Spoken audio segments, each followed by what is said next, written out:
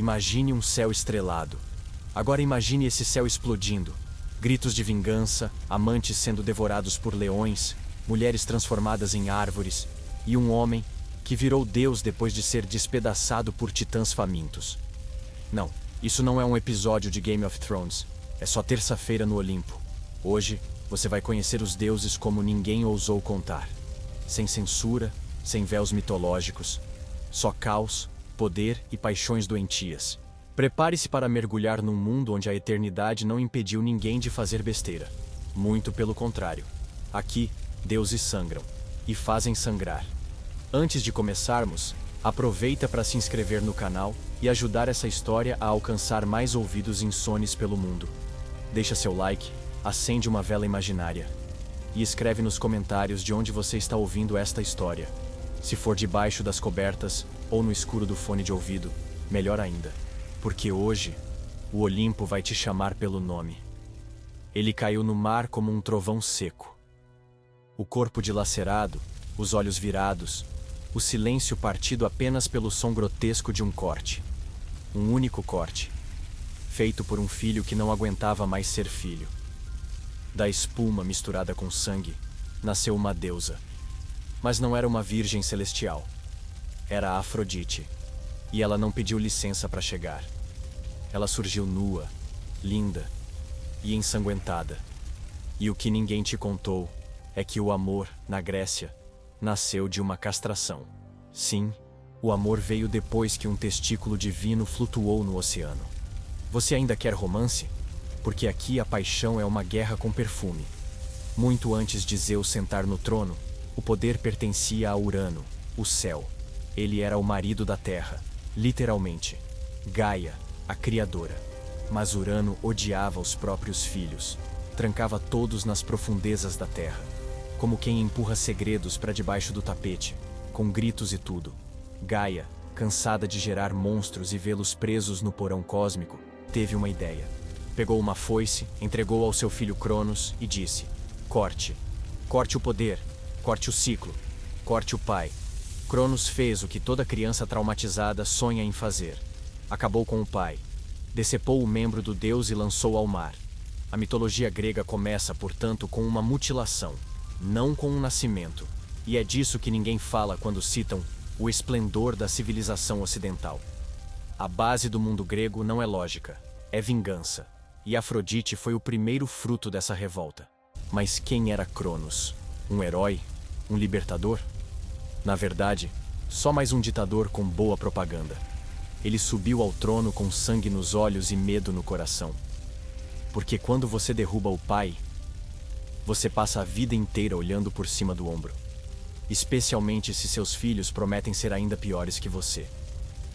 Cronos teve filhos com Reia, e como todo bom paranoico, decidiu engoli-los. Literalmente.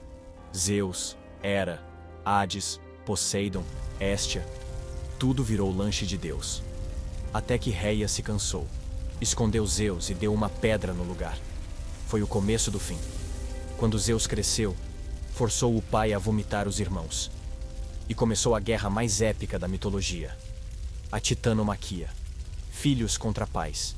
Deuses contra titãs. Tudo porque um dia alguém cortou demais. E não cicatrizou. O mundo grego nasce ferido. E o Olimpo se constrói em cima de traumas e vinganças recicladas. Se você achava que os deuses gregos eram símbolos de sabedoria, é melhor segurar firme. Porque no próximo sussurro, chega o rei dos escândalos. Zeus, o estuprador que virou trovão. Comenta aqui embaixo. Qual dessas cenas divinas te deixou mais desconfortável ou mais fascinado? Ou será que no fundo, todo o panteão é só um reflexo dos nossos piores desejos? Ela gritava. Mas ninguém escutava, porque o som da tempestade abafava tudo. A cidade ficou em silêncio. Os animais pararam. O chão tremeu. E então, como um raio, ele caiu. Não do céu, do orgulho. Zeus não chegou como Deus. Chegou como predador. E a mulher que amava flores foi estuprada por uma nuvem. Sim, nuvem. Porque Zeus, quando não conseguia seduzir, se disfarçava. Não era só um deus do trovão. Era um mestre do disfarce. E suas conquistas? uma mistura de desejo e terror. Leda engravidou de um cisne. Europa levou uma volta com um touro. Danae foi invadida por uma chuva dourada. Parece bonito, mas tente explicar isso num tribunal. A mitologia esconde, com poesia, o que hoje a gente chama pelo nome certo: violência. Zeus era rei, não porque era justo, mas porque era mais forte, mais manipulador e mais apaixonado por si mesmo. Ele não descia do Olimpo. Ele invadia o que quisesse, e ninguém no panteão tinha coragem de barrar. Nem Hera, sua esposa, que, aliás, era a maior vítima, e ao mesmo tempo, a maior cúmplice. Porque Hera não se vingava de Zeus. Ela se vingava das mulheres, transformava rivais em monstros, amaldiçoava filhos bastardos, enlouquecia amantes. Era como se, no fundo, ela tivesse engolido o próprio orgulho com uma taça de vinho celestial. E isso a tornava ainda mais perigosa. Amor ferido em deusa imortal vira maldição eterna. Enquanto isso, Zeus mantinha o teatro. Posava de Deus justo, pai do Olimpo, protetor da ordem. Mas a ordem, para ele, era simples. O que é meu, eu tomo. Era a versão divina do patriarcado com um raio na mão. E se alguém ousasse desafiá-lo, virava árvore, pedra ou estátua em museu. Talvez por isso os gregos antigos construíam templos tão imponentes. Não era só devoção, era medo. Medo de acordar com uma tempestade de castigos. Medo de ser o próximo a inspirar um mito trágico. Medo de dizer não e ser respondido com relâmpago. Mas mesmo entre nuvens de ouro e vozes trovejantes, Zeus deixava rastros. Filhos que cresciam com sede de poder. Amantes que viravam lenda. E um trono que tremia. Porque quem sobe à força, desce cercado de inimigos. E o mais curioso, Zeus era adorado, idolatrado, o símbolo do poder masculino. Afinal, os deuses que escolhemos dizem mais sobre nós do que sobre o céu. No próximo relâmpago, não veremos mais o rei, mas a mulher que decidiu não gritar, porque aprendeu a atacar em silêncio. Hera vai entrar em cena. Ela sorriu, mas o sorriso era frio como mármore molhado. O corpo imóvel, os olhos pesados e uma única sentença pairando no ar. Você nunca me amou. Só me escolheu para parecer divino. Foi ali, entre almofadas de ouro e véus trêmulos, que Hera decidiu não mais sofrer, mas fazer sofrer. A deusa do casamento, da fidelidade, da ordem, virou o furacão calado do Olimpo. Não cortava cabeças, quebrava destinos, e cada mulher tocada por Zeus pagava o preço, mesmo que o toque tivesse sido à força. Antes de ser a rainha dos deuses, Hera foi a mulher invisível no maior teatro mitológico. Nas histórias escolares, ela aparece como a esposa ciumenta, a mulher histérica, a madrasta má, mas ninguém diz que ela foi prometida como moeda de prestígio, ou que Zeus a enganou, se transformando em Cuco, sim, o pássaro, para seduzi-la. A cena que hoje parece cômica, na verdade, resume o que ela viveu. Um casamento forçado com um narcisista divino, disfarçado de galanteador etéreo. Quando Hera percebeu que nunca teria o amor, decidiu possuir o controle. E criou um império de medo, onde a lealdade era comprada com silêncio. Lembram da pobre Io? Era uma sacerdotisa inocente, devota, sem ambição. Zeus a desejou, tocou, tomou. E quando Hera apareceu, Zeus fez o que qualquer homem covarde faria. Transformou a moça em vaca, literalmente. Mas Hera, que não era burra, aceitou o presente e amarrou a vaca a um monstro de 100 olhos. Essa era Hera, não matava com a faca, matava com a metáfora. E a vaca chorava. Outro caso? Semele, uma mortal que teve o azar de engravidar de Zeus. Hera se disfarçou de velha, plantou a dúvida, fez com que Semele pedisse para ver Zeus em sua forma divina. Zeus atendeu. E ela morreu queimada pela luz dele. Hera não levantou a mão, só a sobrancelha. A crueldade dela era silenciosa, calculada, sem escândalo. Como se dissesse: você quis brincar com o céu? Pois agora vire poeira de estrela. Não era sobre ciúmes. Era sobre humilhação crônica. Hera era a única deusa que não podia sair. Enquanto outras voavam com mortais, dançavam nuas em florestas e se reinventavam em mitos. Ela ficava. com o título, com o trono, com a dor. E aprendeu a transformar cada ferida em arma. E mesmo com tudo isso, os humanos continuavam a fazer casamentos em seu nome. As noivas gregas lhe ofereciam cabelos cortados, votos sussurrados, promessas de eternidade, como se Hera fosse a guardiã do amor. Ela ria por dentro, porque se alguém entendia de amores partidos, era ela. Não havia no Olimpo divindade que conhecesse tanto o silêncio de uma cama vazia, e ainda assim continuava coroada. Zeus temia Hera mais do que a guerra, porque o trovão ele lançava, mas Hera, ela costurava punições que duravam gerações, transformava a bênção em peso, a graça em castigo, e o Olimpo inteiro andava em pontas de pé quando ela passava. Ela era o caos, na forma de estabilidade.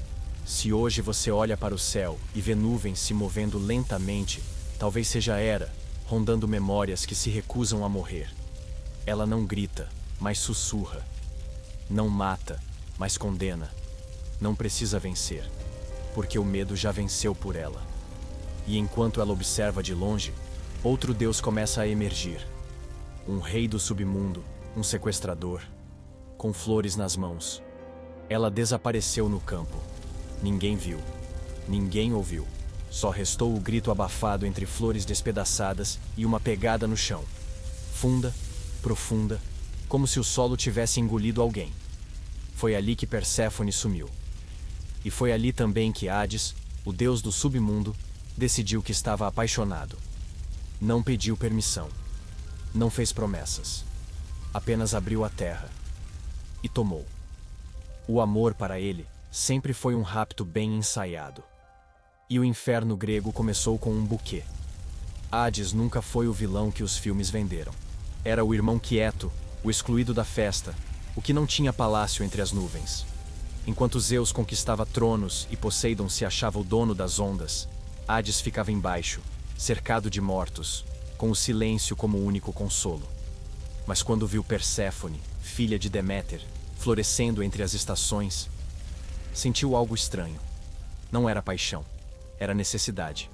E quando um deus precisa, o mundo morre um pouco. Ele cavalgou até a superfície com sua carruagem de sombras. Roubou a jovem enquanto ela colhia flores.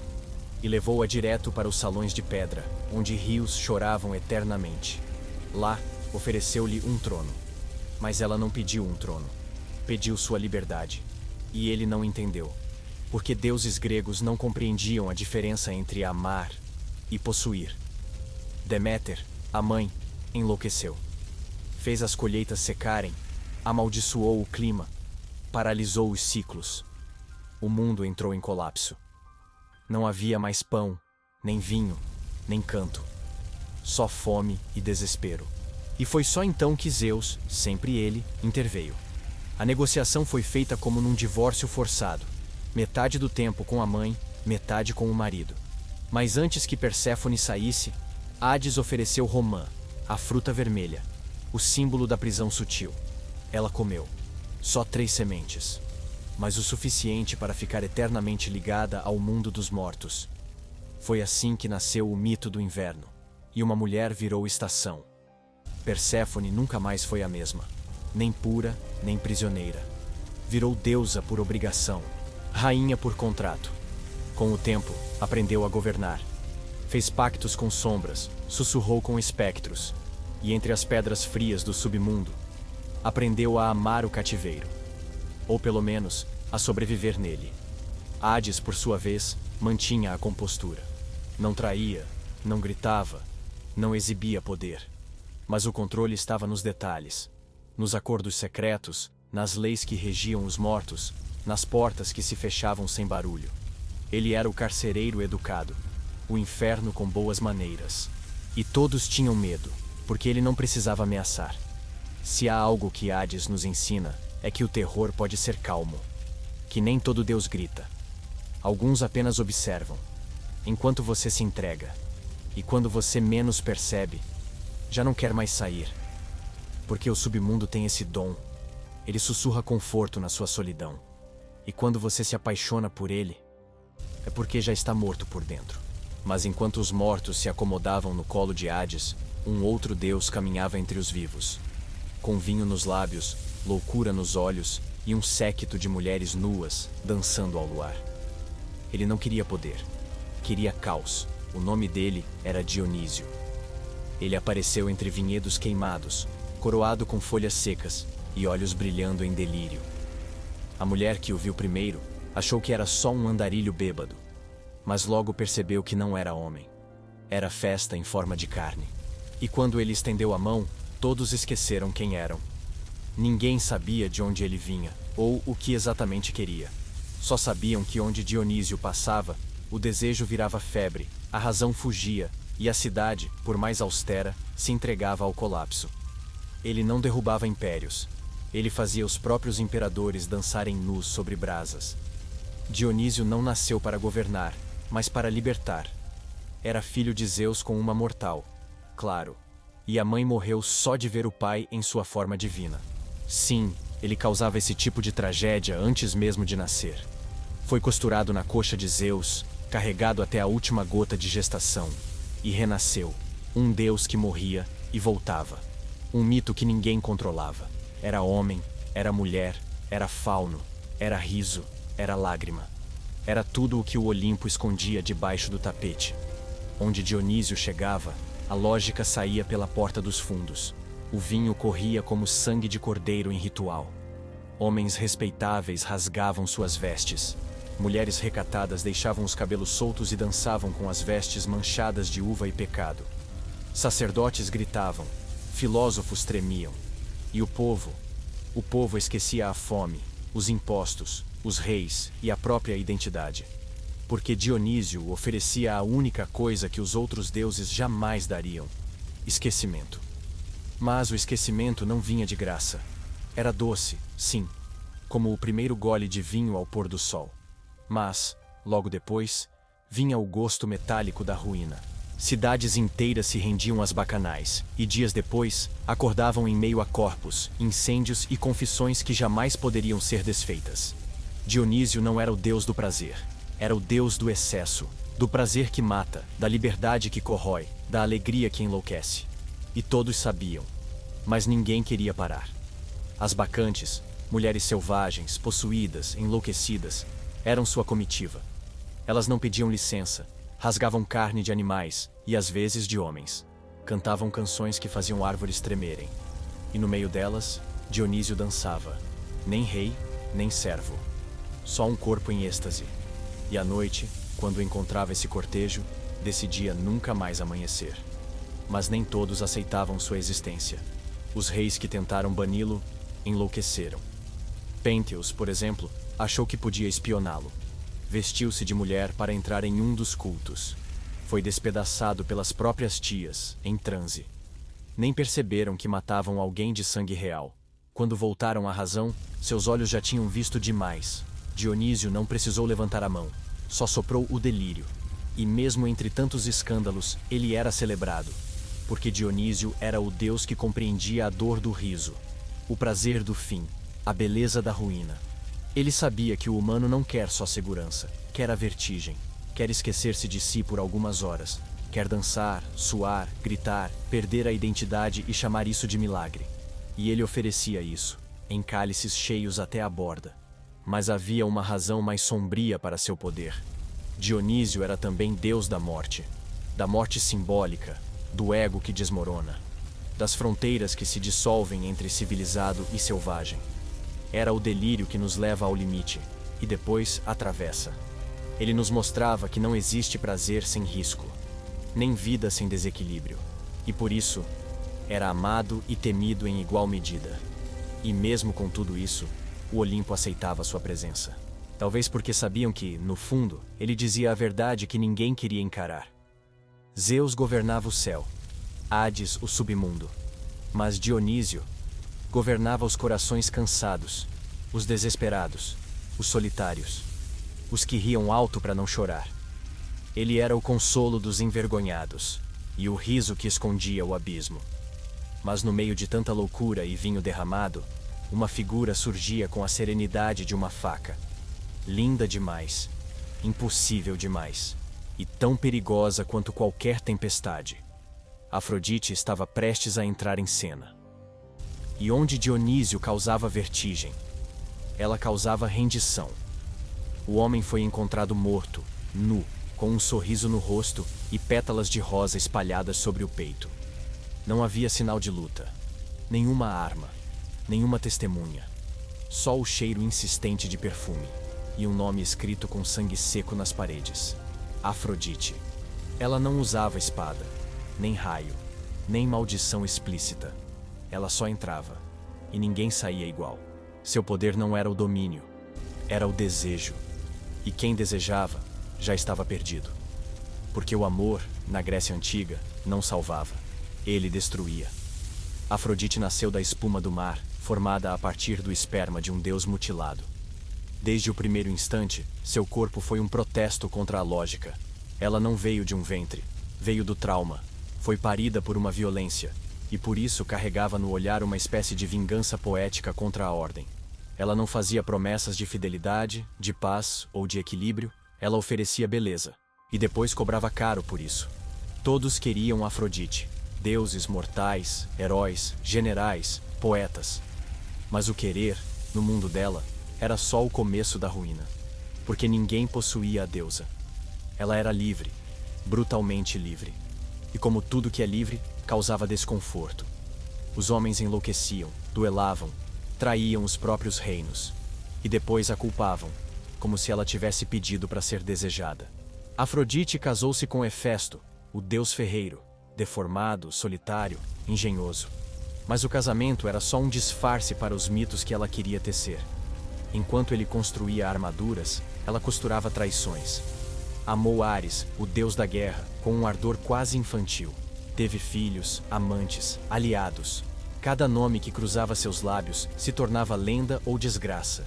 E mesmo assim, ninguém ousava ignorá-la. Ela não era só a deusa da beleza, era do sexo, do magnetismo, da fertilidade selvagem. Suas sacerdotisas dançavam nuas em templos perfumados. Seu culto misturava orações com gemidos, flores com sangue, promessas com arrepios. Afrodite sabia que o corpo era um templo, mas também era uma arma, e usava os dois papéis com maestria. Não precisava vencer uma batalha. Se podia fazer os exércitos se matarem por ela. Mas o que poucos sabem é que Afrodite era também insegura. Sim, até deusa tem espelho quebrado. Ela sabia que sua força vinha do que causava nos outros, não do que sentia. E por isso, temia o tempo. Temia a indiferença. Temia ser vista e não mais desejada. Era poderosa, sim, mas também era prisioneira da própria imagem. Como toda musa, precisava desesperadamente de plateia. Um dos episódios mais cruéis de sua história foi com Hipólito. O jovem jurou castidade. Preferia Ártemis. Afrodite se sentiu desprezada. Fez com que o pai dele o amaldiçoasse. O rapaz foi arrastado por seus próprios cavalos até a morte. Porque um não dito à deusa do amor era sentença de morte. E o amor, ali, mostrava sua face mais antiga, a da possessão camuflada. Ela também esteve por trás da guerra de Troia. Foi Afrodite quem prometeu Helena a Paris, em troca de um prêmio fútil, ser considerada a mais bela entre as deusas. Por causa disso, milhares morreram. Uma cidade caiu. Tudo por vaidade, ou por orgulho ferido disfarçado de beleza celestial. Ela nunca levantou uma espada, mas provocou uma guerra com um sorriso. Afrodite revela algo que o Olimpo inteiro tentava esconder. Que a força mais perigosa do mundo não é o ódio, nem o medo. É o desejo. Porque o desejo não tem lógica. Não segue regras. E quando toma conta, ninguém quer voltar à razão. Ela era a encarnação disso. E por isso, continua viva, em cada tela, em cada vitrine, em cada suspiro mal interpretado. Mas agora, feche os olhos. Imagine esse magnetismo trocado por fúria. O amor virou guerra. E a próxima figura que entra não vem com flores. Ela carrega flechas e odeia homens. Ela caça, até deuses. Ele teve apenas 1 segundo de deslumbre. Estava caçando, como fazia todas as manhãs, quando a viu, nua, banhando-se sob a luz crua da floresta, cercada por cervos imóveis, como estátuas vivas. O vapor subia do lago, e os cabelos dela flutuavam como serpentes de sombra. Ártemis, a virgem imortal, a caçadora silenciosa, a deusa que não se tocava, nem deixava ser tocada. Acteon, o caçador, não desviou o olhar. E foi por isso que virou cervo. Foi caçado pelos próprios cães. Morreu rasgado, sem entender se aquilo era punição ou poesia. Ártemis era irmã gêmea de Apolo, filha de Zeus, com uma mortal. Mas ao contrário do irmão, vaidoso, solar, sedutor, ela era feita de sombra e gelo. Pediu a Zeus, ainda criança, que lhe concedesse 7 desejos. Entre eles, arco e flechas, florestas para vagar, animais para proteger e eterna virgindade. Não queria casamento, não queria filhos, não queria ninguém, e por isso mesmo tornou-se alvo de todos. Mas Ártemis não era feita para o toque, ela era feita para a distância. Andava entre árvores como um vulto, dormia sob as estrelas, alimentava-se de caçadas e sussurros. Suas seguidoras, as ninfas, faziam votos de castidade e lealdade. Não havia templos dourados nem perfumes exóticos. Havia silêncio, rigor e olhos atentos. A floresta era seu templo, e seu altar era a própria pele. Quando alguém violava esse espaço, física ou simbolicamente, a punição era rápida. Niobe zombou da mãe de Ártemis. Teve os filhos mortos a flechas, um por um, até que a própria boca secasse de tanto gritar. Outros ousaram cortejá-la. Foram devorados por feras, transformados em pedra, esquecidos em mitos menores. Ártemis não perdoava porque não pedia permissão. Era o oposto de Afrodite. Se uma era o desejo que destrói, a outra era o recuo que assusta. Mas não se engane. Sua castidade não era pureza, era rebeldia. Em um mundo onde deuses possuíam tudo, ela escolheu não pertencer a ninguém. Era o não eterno. E isso enfurecia o Olimpo. Porque Ártemis desafiava o script dos deuses. Não queria trono, nem casamento, nem lenda trágica. Ela queria apenas existir, sozinha. Seu culto era estranho, quase incômodo. Sacrifícios de animais jovens, dançarinas mascaradas em rituais secretos. Um estranho equilíbrio entre beleza e ameaça. As jovens mulheres a veneravam, porque ela era a única figura divina que não exigia submissão, mas também não oferecia consolo. Ela era proteção e punição ao mesmo tempo. A mãe loba que morde antes de acolher. Ártemis não se importava com guerras, não disputava títulos, mas, paradoxalmente, era chamada em tempos de crise. Os gregos pediam por sua ajuda antes de batalhas navais, e ela, caprichosa, aceitava. Ou não, como no caso de Ifigênia, sacrificada por seu pai, Agamenon, apenas para que a deusa mandasse vento às velas. Ela não era justa, era absoluta. E seu silêncio valia mais do que as profecias de Delfos. Talvez Ártemis soubesse lá no fundo que o maior poder que um ser pode ter é dizer não num mundo que te obriga a aceitar. Ela não se derretia, não chorava, não precisava seduzir nem comandar exércitos. Ela matava, apenas para manter o próprio limite intacto. E por isso, era a mais temida. Mas agora, deixamos as florestas e entramos nos salões. E onde Ártemis se fechava como uma muralha, a próxima figura se abria como um livro, com cada página ensanguentada de lógica, espada e vitórias. Prepare-se para Atena, a deusa que venceu a guerra, sem nunca deixar de sorrir. Ele caiu no chão antes mesmo de perceber que estava derrotado. A armadura ainda reluzia sob o sol, mas o olhar já não tinha orgulho. A espada escorregou da mão como uma memória desnecessária. E ela, de pé, sem um arranhão, apenas observou. Atena não sujava as mãos. Ela vencia antes da luta, e quando decidia agir, fazia parecer que o inimigo havia se derrotado sozinho. A deusa da sabedoria não tinha piedade, e a guerra, quando vinha dela, era cirúrgica, como uma ideia que ninguém consegue desfazer. Atena nasceu de um crânio rachado, literalmente. Zeus, após engolir Metis, uma deusa que o ameaçava com sabedoria demais, teve uma dor de cabeça tão violenta que pediu a Hefesto que abrisse sua testa com um machado. E dela, plena, vestida e armada, saiu Atena. Sem choro, sem infância, sem trauma visível, já pronta para o combate. Porque o conhecimento no Olimpo nascia da violência. Ela não conhecia a mãe, e talvez por isso evitava vínculos. Não tinha filhos, não tinha amantes, não chorava por heróis caídos, apenas os guiava. Era a mentora fria, a estratégia encarnada. E seu amor, quando surgia, vinha em forma de instrução. Ela te ensinava a sobreviver, e depois te deixava sozinho com a responsabilidade de aplicar o que aprendeu. Atena ajudou Perseu a matar Medusa, guiou Odisseu em sua jornada eterna, inspirou artesãos, arquitetos, filósofos, mas nunca pediu nada em troca, porque ela não dava por caridade, dava por cálculo. Cada gesto tinha peso, cada conselho tinha timing, e cada vitória obtida com sua ajuda vinha com o custo invisível da dívida. Seu templo, o Partenon, não era apenas um monumento, era um símbolo de supremacia intelectual e militar. A cidade de Atenas a escolheu após uma competição contra Poseidon.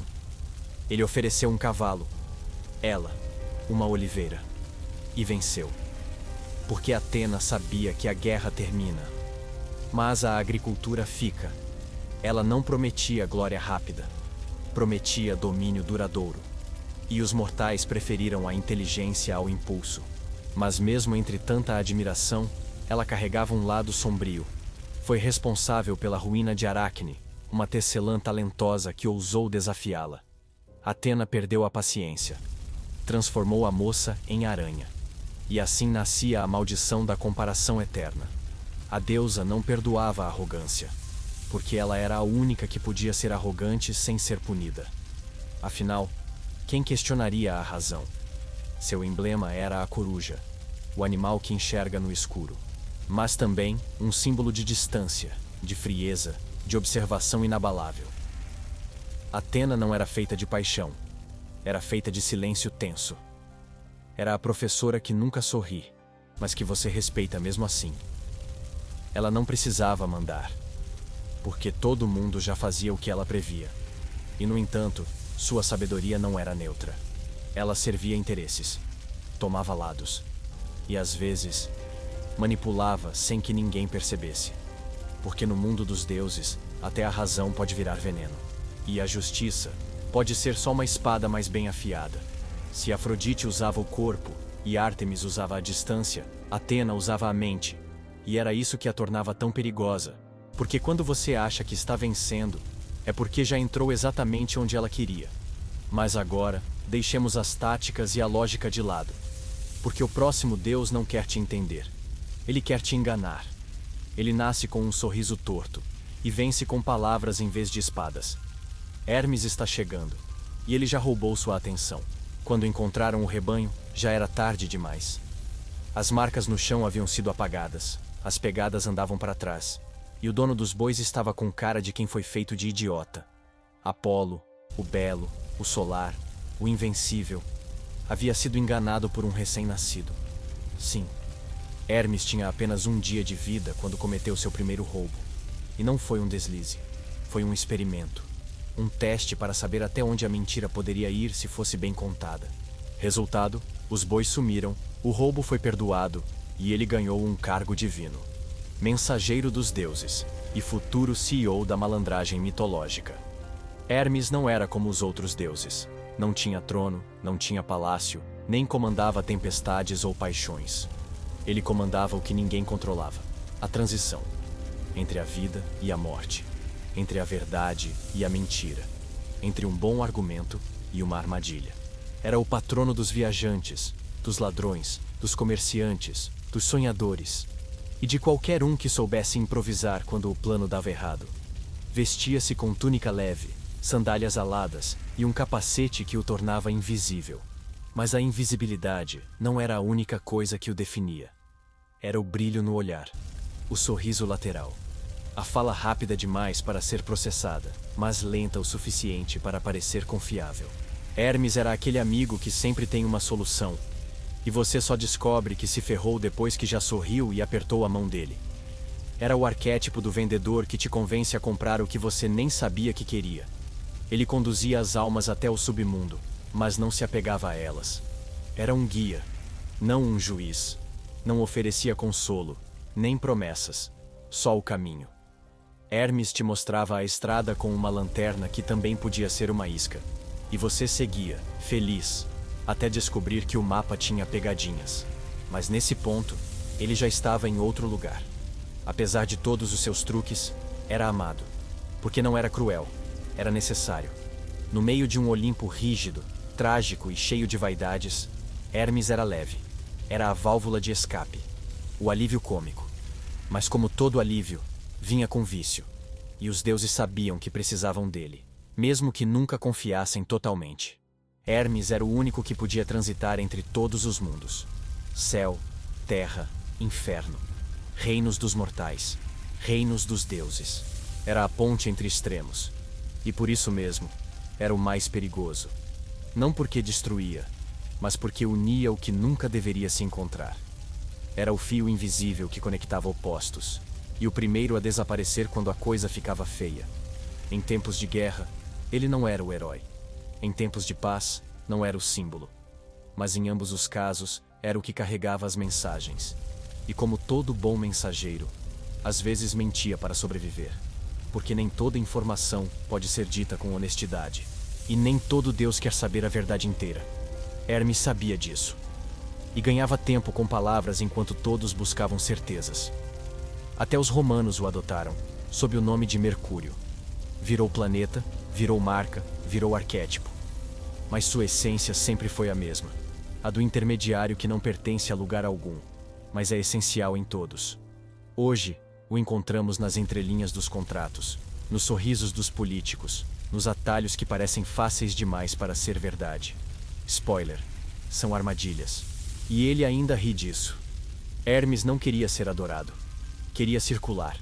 Enquanto outros deuses exigiam templos, oferendas e dramas, ele só queria espaço para correr. E quem corre, não é pego. Só admirado de longe. Ou acusado tarde demais. Mas agora, saímos da leveza cínica e entramos na fúria bruta. Porque o próximo deus não pensa. Ele ataca. Ares está vindo. E ele não quer falar. Ele quer sangue. O campo ainda estava quente de sangue. O cheiro de ferro, carne e suor se misturava ao pó que pairava no ar como névoa de cemitério. Os gritos já haviam cessado, mas os ecos continuavam batendo nas encostas. E no centro do silêncio, lá estava ele. Ares. Com o peito ofegante, as mãos sujas e os olhos vazios, não de dor, mas de excitação. Ele não lutava por honra, nem por causa, nem por vingança. Ele lutava porque sim, porque o barulho da carne se rasgando era a única coisa que fazia o mundo parecer real. E porque enquanto os outros deuses queriam templos, Ares queria guerra. Era filho de Zeus e Hera, mas ninguém parecia querer lembrá-lo disso. Até os próprios pais o olhavam com uma mistura de desprezo e cautela. Ele não era diplomático como Hermes, nem respeitado como Apolo, nem estrategista como Atena. Era só força. Força bruta, sem filtro, sem pausa. A energia que você tenta esconder dentro do peito quando quer esmurrar o mundo e não pode. Ares não escondia. Ele deixava sair. E, por isso, era temido até pelos imortais. Mas não pense que ele era estúpido. Ares não era burro. Ele só não acreditava na lógica. Não achava que tudo precisava ter sentido, nem que a razão sempre vence. Na cabeça dele, a guerra não é uma consequência. É um instinto. Algo que vive dentro de nós como um bicho faminto, e que, se ignorado por tempo demais, nos devora por dentro. Ele adorava o choque. Adorava a brutalidade do momento em que dois corpos colidem com medo e raiva ao mesmo tempo. Adorava ver os deuses se acovardarem quando os homens gritavam. Ares não via beleza em nada, via verdade. E para ele, a única verdade absoluta era essa. Todo mundo tem vontade de matar. Alguns só são civilizados demais para admitir. Ele não era. Ares teve milhares de amantes, mas uma marcou mais do que as outras. Afrodite. A beleza e a violência, unidas em lençóis que fumegavam. Enquanto Hefesto forjava escudos, sua esposa e Ares quebravam camas. Não era amor. Era fúria com perfume. E talvez fosse a única forma de Ares se sentir tocado, sem precisar gritar. Ou machucar. Mas o Olimpo não gostava dele. Atena o desprezava. Ela era a guerra pensada. Ele era a guerra suja. E os dois viviam em atrito, como opostos que sabem que pertencem ao mesmo campo, mas se recusam a lutar lado a lado. Ares não se importava. porque a glória para ele não vinha do reconhecimento, vinha da cicatriz. Na guerra de Troia, Ares pulava de lado em lado como um traidor desgovernado, apoiava um exército até se entediar. Depois, virava a lança contra os antigos aliados. Não era a lealdade que o movia, era o barulho, o caos, a dança dos escudos rachando, e a certeza de que, no fim, ele sempre estaria de pé, mesmo que ninguém o quisesse por perto. Mas, curiosamente, Ares era também covarde. Quando ferido, gritava como criança. Quando derrotado, implorava como servo, porque sua força vinha do domínio, e sem ele, sobrava o vazio. O mesmo vazio que o fazia procurar batalhas. O mesmo vazio que o fazia entrar em guerras que não eram suas. O mesmo vazio que o fazia matar para sentir algo. Hoje, Ares vive em outras formas.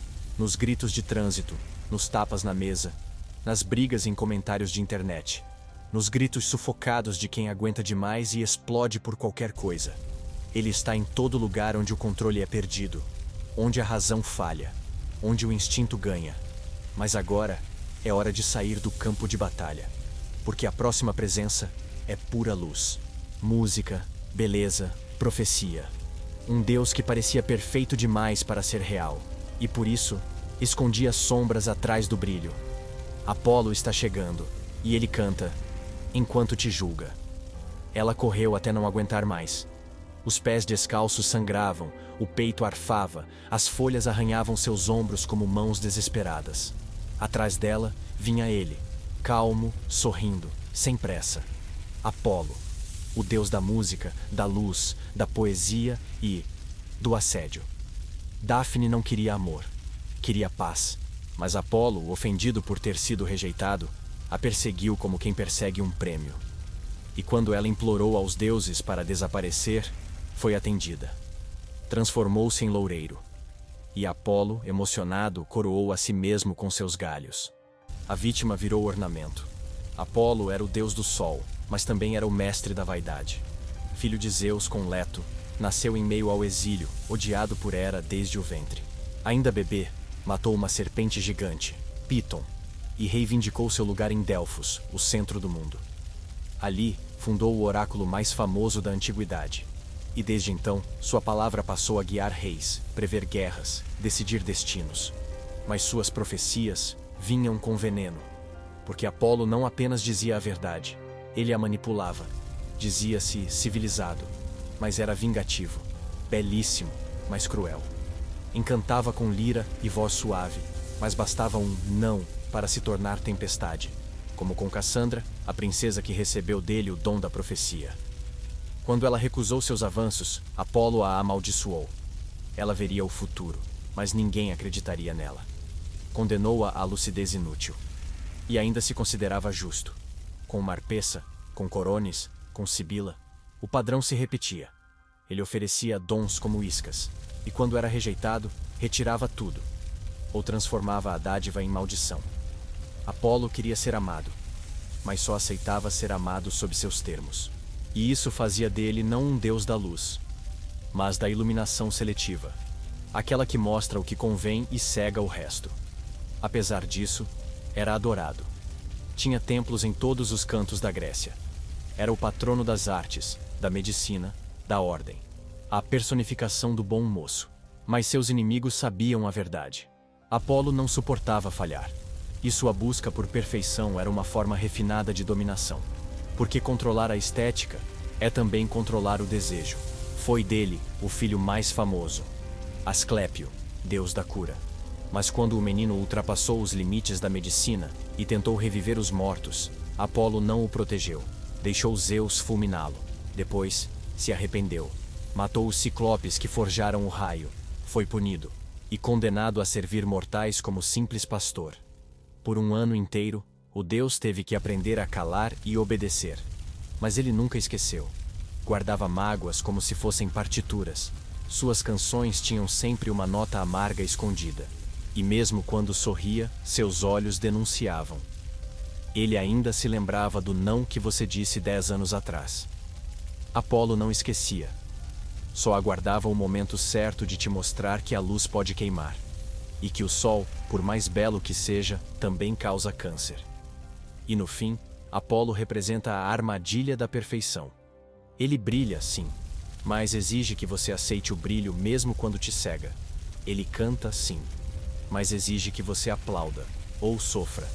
E mesmo quando te cura, ele cobra caro, não com moedas, mas com a eterna sensação de dívida. Agora, vamos deixar o céu dourado e mergulhar nas águas, porque lá embaixo, um outro Deus ruge, menos elegante, mais emocional. Senhor dos mares, do sal, da ira imprevisível. Poseidon está se erguendo. E ele não veio pedir, veio tomar. Ninguém viu a primeira onda. Ela parecia apenas curiosa, como um animal marinho que se aproxima devagar, só para cheirar. Mas a segunda já veio com dentes. E a terceira levou templos, estátuas, soldados, crianças. Em poucas horas, o que era uma cidade virou ruínas molhadas. Tudo porque algum rei orgulhoso, algum sacerdote imprudente, esqueceu de agradecer, ou pior, esqueceu de temer. E Poseidon, ele não aceitava ser esquecido. Se Zeus governava o céu e Hades o mundo dos mortos, Poseidon governava o rancor. E com seu tridente, não punia, afogava. Era irmão de Zeus e Hades, mas nunca se deu bem com nenhum dos dois. Enquanto os outros dois deuses construíam seus impérios com regras e burocracia divina, Poseidon agia por instinto. Era o mais humano dos três, no pior sentido da palavra. Inseguro, impulsivo, competitivo. Achava que merecia mais, sempre mais. E quando não ganhava, fazia escândalo tectônico. Mares agitavam, vulcões rugiam, ilhas sumiam. Poseidon não discutia. Ele inundava. Tentou conquistar Atenas oferecendo um cavalo. Atena ofereceu uma oliveira. Perdeu. Nunca superou. Aliás, essa é a palavra que define Poseidon. Não superou. Não superou o trono que não ganhou, a cidade que não levou, a admiração que nunca teve. Por fora, um deus de barba imponente e tridente reluzente. Por dentro, um mar de recalques. Mas o que o tornava ainda mais perigoso era sua tendência a agir com o coração. Não pensava, reagia. Teve inúmeros filhos, todos complicados, ciclopes, monstros, gigantes. Teve amantes por vingança, por tédio, por impulso. Estuprou Medusa no templo de Atena. E quando ela foi punida, transformada em monstro, Poseidon saiu ileso. Porque no Olimpo, o machismo também era divino. Poseidon representava o mar, sim, mas não o mar calmo de cruzeiro e poesia. Ele era o mar do naufrágio, do frio súbito, da correnteza que puxa sem você perceber.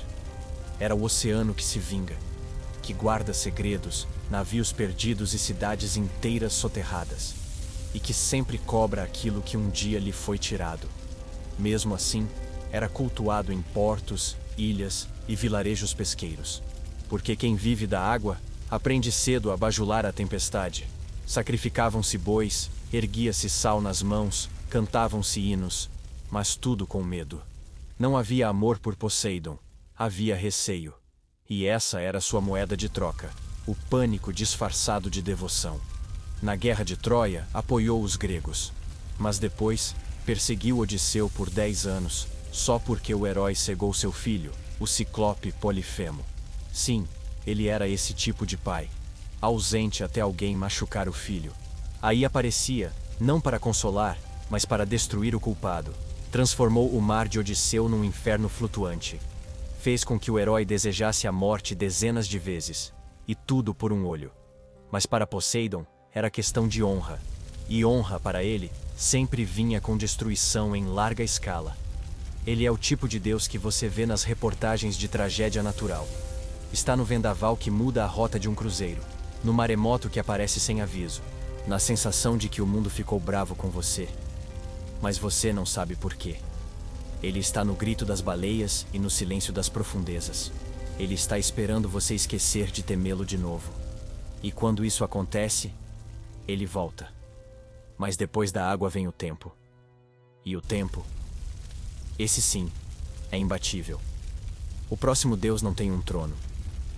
Ele é o próprio ciclo. Cronos está chegando. E ele não perdoa nem os filhos. Especialmente os filhos. Ele sentou-se à beira do mundo, mastigando devagar, os olhos pesados, fixos no horizonte, e o maxilar ainda se movendo, como se saboreasse uma refeição difícil de digerir. Na barriga, um trovão. 5 filhos, engolidos um por um, sem choro, sem culpa, porque se o oráculo dissesse que seu próprio filho o destruiria. Cronos não hesitava. Ele não criava herdeiros. Ele os devorava. Foi o segundo senhor do universo, depois de castrar o próprio pai, Urano, amando de sua mãe, Gaia.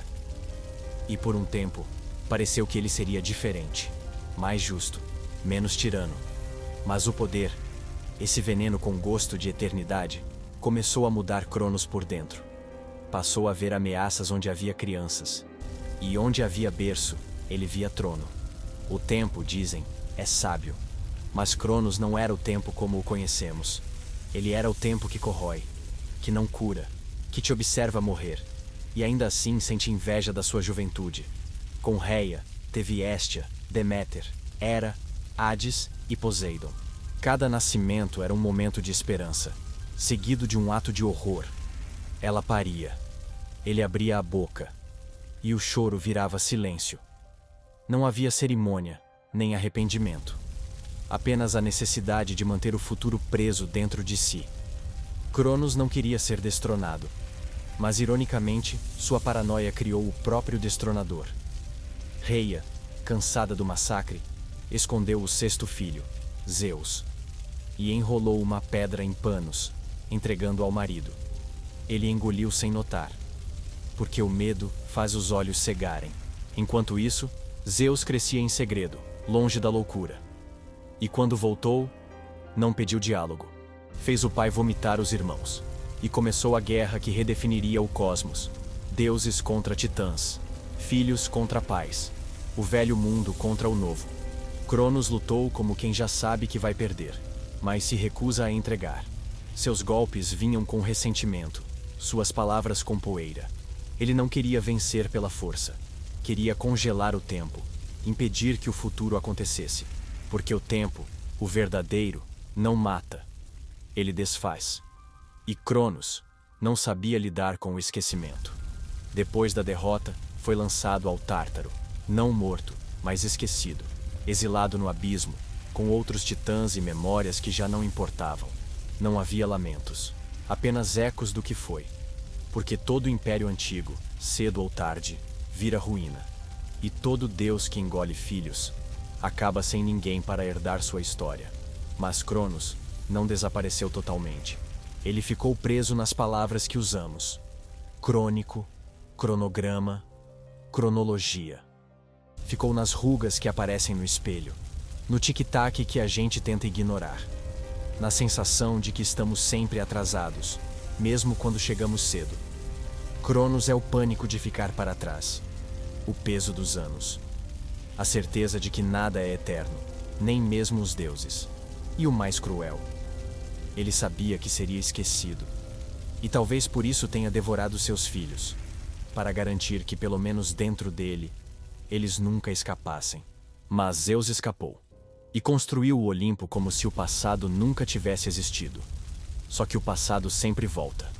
E às vezes, volta com fome. Agora, deixamos o tempo para trás e entramos na noite. Uma noite antiga, espessa, cheia de asas e presságios. Porque o próximo personagem não é Deus. É punição. É lembrança viva de que tudo tem consequência. As Eríneas estão chegando. E elas não perdoam nem mesmo os deuses. Ele acordou no meio da noite com os olhos ardendo e um sussurro molhado na nuca. Não havia ninguém no quarto, mas o cheiro de terra molhada e sangue antigo enchia o ar.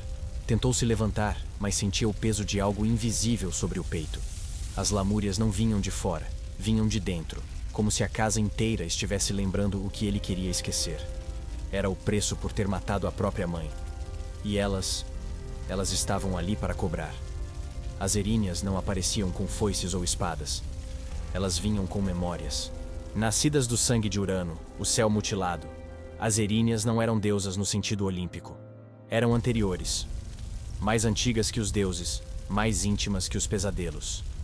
Filhas da violência, alimentadas por gritos, Elas surgiam onde houvesse uma injustiça sem castigo. Não julgavam, perseguiam. E sua função era simples: impedir que o culpado dormisse em paz. Orestes foi um dos primeiros a senti-las. Matou a mãe, Clitemnestra, para vingar a morte do pai. Um crime por outro crime. Mas as Eríneas não ligam para justificativas. Você matou o sangue do seu sangue. E isso, para elas, não tem absolvição. Orestes vagou pelo mundo, perseguido por vozes, visões, delírios. Não havia templo onde as Eríneas não pudessem entrar, nem abismo que as calasse. Ao contrário dos deuses olímpicos, que se distraíam com festas e paixões, as Eríneas tinham foco. E foco, quando é fanático, vira tormento. Tinham olhos que nunca piscavam, línguas que nunca se calavam, e um senso de justiça que beirava a insanidade. Não puniam com morte, mas com lucidez. Elas não te arrancavam o coração. Faziam você escutá-lo batendo até perder o juízo. Eram muitas vezes representadas como velhas aladas, com serpentes no cabelo, olhos inflamados e cheiro de podridão, mas sua verdadeira forma era psicológica. Estavam nas perguntas que ninguém quer ouvir. Você realmente fez o que era certo? Será que ela merecia morrer daquele jeito? Você se olha no espelho, ou apenas finge que não vê. Elas viviam dentro da pergunta. E nunca aceitavam silêncio como resposta. Mas algo mudou com o tempo. Os deuses, talvez incomodados com seu poder incômodo, tentaram reescrevê-las. Transformaram-nas nas Eumênides, as benevolentes. Um truque semântico para calar o medo. Mas mudar o nome de uma culpa não a apaga. As Eríneas continuaram lá, escondidas nas rachaduras das histórias, esperando novos pecados.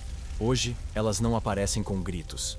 Aparecem em noites insone, em olhos que evitam contato, em remorsos que voltam no meio de um banho quente. Elas se adaptaram, modernizaram-se, entraram nos algoritmos, nas terapias, nas compulsões. São a sensação de que você fez algo errado, mesmo que todo mundo diga que estava certo. E talvez por isso sejam tão temidas, porque elas não esquecem. Não aceitam desculpas, não aceitam era outro tempo. Elas são o tempo que não passa. O eco de uma escolha que você jurou que faria diferente, mas não fez. Agora, enquanto elas se afastam em silêncio, deixam um espaço vago. Um vazio que não é castigo. É espera. Porque o próximo ser que se aproxima não tem rosto. É mais conceito do que pessoa. Mais sombra do que forma. E seu nome ainda ecoa em delírios de oráculos e gritos de mulheres em trabalho de parto. É o caos. E ele veio antes de tudo. Não havia luz, nem som, nem tempo, nem palavras para descrever o que existia, porque nada existia ainda. Só um silêncio espesso, denso, como se o próprio universo estivesse respirando, antes de nascer. Esse era o caos. E não, ele não era bagunça. Era o oposto. Era a ausência de tudo. Mas uma ausência viva, inquieta, grávida de possibilidades. O caos não era Deus, nem força, nem forma. Era o espaço entre o nada e o começo. E tudo o que conhecemos saiu dele. Na mitologia grega, Caos foi a primeira entidade a surgir. Antes da Terra, Gaia, antes do céu, Urano, antes da noite, do tempo, da vida. Ele não foi criado. Ele era. E como tudo que apenas é, não podia ser controlado. Nem mesmo pelos deuses que vieram depois. Porque nenhum deles o criou. Todos saíram dele, mas tentaram apagá-lo assim que conquistaram o palco. Caos gerou Gaia, Tártaro, Nix, a noite, Érebo, as trevas. Não por sexo, amor ou vingança. Simplesmente brotou. Como brota a primeira rachadura no gelo, ou o primeiro suspiro em uma sala onde ninguém mais respira. Foi da escuridão que vieram a matéria e a morte, o ventre e o abismo. E se você acha isso filosófico demais, é porque a verdade está perto demais para ser vista de frente. Os gregos não tentavam entender o caos. Eles apenas o nomearam. E em silêncio, o respeitavam. Porque sabiam que qualquer tentativa de dar forma a ele era uma forma de reduzi-lo. E caos não se deixa reduzir. Ele não cabe em história. Ele é o espaço entre uma história e outra.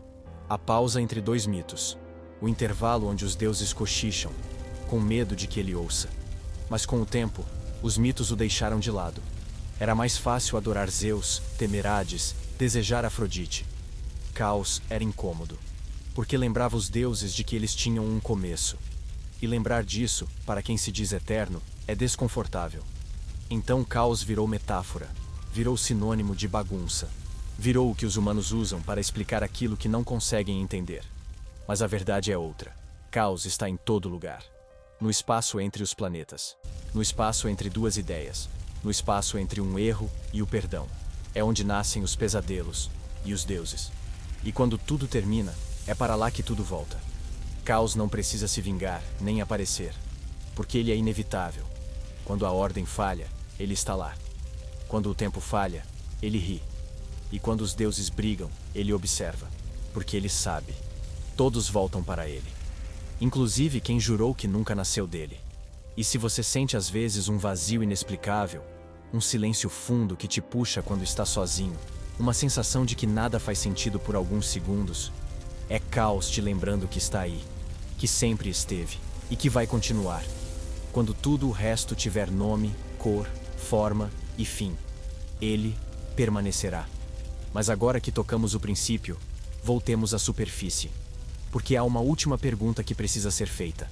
E o último nome a ser encarado. Não um deus, não um monstro, mas um reflexo. Porque o que os gregos nunca contaram sobre seus deuses é que talvez eles fossem só espelhos.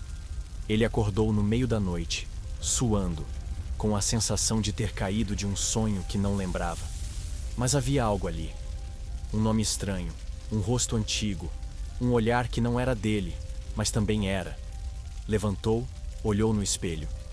E por uma fração de segundo, não se reconheceu. Porque naquele reflexo, havia algo a mais. Uma sombra de coroa, uma centelha de fúria, um sorriso que podia ser de Apolo ou de Ares. Era um aviso, ou uma lembrança. Os deuses não moram no céu. Eles moram em você. Essa é a parte que os mitos não gostam de contar. Porque é mais fácil rezar para algo distante do que encarar o que habita dentro da pele. Mas os gregos sabiam. Sabiam que os deuses não foram criados para explicar o mundo. Foram criados para explicar a si mesmos. Zeus é sua vontade de mandar. Hera, sua necessidade de controle. Afrodite, seu desejo de ser amado mesmo quando finge não se importar. Ares é seu impulso quando você perde a cabeça. E Atena, a desculpa lógica que você usa depois. Você não é um só. Nunca foi. É um panteão ambulante. Em guerra, em festa, em delírio. Todos os dias. Você diz que acredita em razão, mas grita quando é ignorado. Diz que ama, mas fere quando tem medo. Diz que é livre, mas se curva diante da vaidade. É humano, ou seja, divinamente caótico. Os gregos transformaram seus vícios em figuras divinas, para que pudessem observá-los de fora, sem culpa. Mas o truque era esse. Nunca foi de fora, sempre foi projeção. Você venera Dionísio quando afoga a ansiedade num copo. Pede proteção a Hermes quando mente com charme. E tem pesadelos com as Eríneas, sempre que tenta esquecer o que fez. Os deuses são suas máscaras, e você é o altar. Por isso eles nunca morrem. Podem mudar de nome, de roupa, de formato. Podem virar personagens de filme, signos, filtros de Instagram. Mas continuam vivos, porque vivem onde sempre viveram. No desejo que você não admite, na raiva que você segura, na esperança que você disfarça, e no medo, especialmente no medo. Ele subiu no palco com uma luz estourando no rosto, e milhares de vozes repetindo seu nome. Não era Zeus. Era um CEO com discurso de imortalidade digital. Era um influencer vendendo paz interior enquanto seus olhos brilhavam com estatísticas. Era um pastor, um político, um artista. Alguém com a voz treinada para parecer divina. E uma legião pronta para adorar. E naquele instante, entre os flashes, as promessas e o fervor, o Olimpo renascia. Não com raios e trovões, mas com likes, curtidas e algoritmos. Você achou que tínhamos superado os deuses? Que agora éramos racionais, modernos, livres? Olhe ao redor. Os deuses continuam aí. Mais discretos, mais bonitos, mais bem vestidos, mas ainda exigindo devoção, sacrifício, submissão. Eles não somem, eles se adaptam. Hoje, o templo é o feed, o altar é o seu tempo, e o sacrifício é sua atenção. Afrodite vive no espelho distorcido dos filtros. Ares aparece nos comentários de ódio. Atena virou discurso de alta performance. Hermes habita os gurus de persuasão. E Dionísio? Ah, Dionísio dança nas festas que prometem libertar, mas só entorpecem. Eles se vestem de coach, de celebridade, de mestre espiritual. E você ainda segue oferendando tempo, dinheiro, sanidade. Porque o Olimpo não precisa existir fisicamente. Ele só precisa que você continue com sede. E quando algo dá errado, o que você faz? Procura um culpado. Procura um destino. Procura um Deus. A mente não suporta o acaso. Ela precisa transformar o caos em narrativa. E se a narrativa não estiver pronta, ela inventa. Como os gregos fizeram. Como a gente faz até hoje. Os mitos só mudaram de roupa. A estrutura é a mesma. Heróis, provações, redenções, tragédias. A jornada do escolhido. O castigo do arrogante. A ascensão do que parecia perdido. Porque o cérebro humano adora padrões. E os deuses são padrões com nome e drama. Você acha que os gregos acreditavam literalmente? Talvez alguns sim. Mas muitos apenas sentiam. Sentiam que era melhor imaginar uma deusa explicando seu desejo do que assumir que a vontade vinha de si mesmo. Era mais fácil oferecer um boi a Zeus do que encarar a responsabilidade do próprio erro. E assim, o panteão cresceu. E continua crescendo. Porque a verdade mais incômoda é essa. Os deuses só existem porque precisamos deles.